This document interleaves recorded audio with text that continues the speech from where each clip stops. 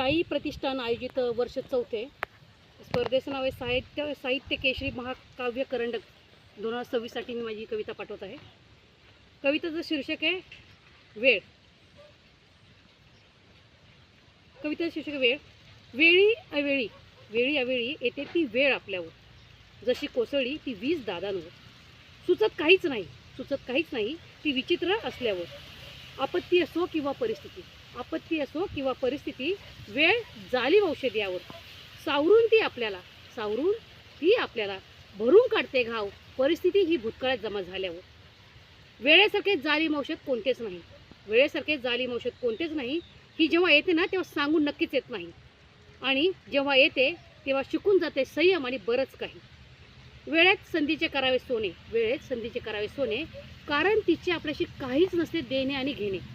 अहो विचार करा, वेळ वाया घालू नका, वेळेचा सदुपयोग करा, मोठ्या मनाने चुकलेल्यांना माफ करा.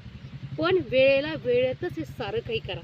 वेळ न सांगून येते न सांगून जाते, हो, पण येताना अनुभव घेऊन येते आणि जाताना अनुभवाची बोलती नक्कीच देऊन जाते.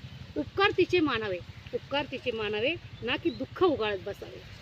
माझी इच्छा नाही तुम्ही माझ्यासाठी थांबावे, कारण वेळ गुरु असते, शिक्षण देऊन नक्कीच जाते आणि अश्रू पुसून शो मस्ट गो ऑन असं सांगून जाते. अजितदादा सांगून गेले, वेळ भरून काढेल सारं काही.